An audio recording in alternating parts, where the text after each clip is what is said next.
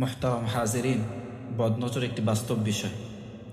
আল্লাহ রসুল সাল্লাল্লাহু আলাইহি ওয়াসাল্লাম বদনজর সম্পর্কে ইরশাদ করেন, আল আইনু হাক্কুন, অর্থাৎ বদনজর সত্য। কোরআনেও আল্লাহ তাআলা এ ব্যাপারে বলেছেন, ওয়া ইয়াকাদুল্লাযীনা কাফারু লা ইউসলিকুনাকা বিআবসারিহিম লাম্মা সামিউ যিকরা, অর্থাৎ কাফিররা যখন কোরআন শুনতো তারা তোমাকে প্রায় তাদের দৃষ্টির দ্বারা হুমকির মধ্যে ফেলে দিত। হাদিসে এসেছে, বদনজর মানুষকে কবর পর্যন্ত এবং উটকে হারিতে পৌঁছে দেয়। তাহলে আমরা এখন প্রশ্ন জাগে যে তাহলে বদনজর তো সত্য একটা বিষয়, এটা থেকে কীভাবে বাঁচব?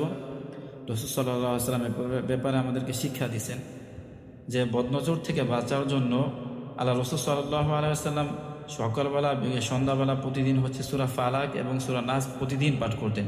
এর পাশাপাশি তিনি নিজের পরিবারকেও পড়াইতেন। আল্লাহ নবী সাল্লাল্লাহু আলাইহি ওয়াসাল্লামের অসংখ্য দোয়া পড়তেন। এর মধ্যে অন্যতম হলো আউযু বিকালিমাতিল্লাহি তাম্মা মিন কুল্লি শাইতানিন ওয়া হাম্মা ওয়া মিন কুল্লি আইনিন লাম্মা, অর্থাৎ আমি আল্লাহর পরিপূর্ণ বাণীর মাধ্যমে আশ্রয় চাই প্রত্যেক শয়তান, বিষাক্ত প্রাণী এবং বদনজরের থেকে। তাই মোহতারাম হাজিরিন, আমাদের উচিত আসলে বদনজর থেকে বাঁচার জন্য মূলত হিংসা থেকে বাঁচতে হবে।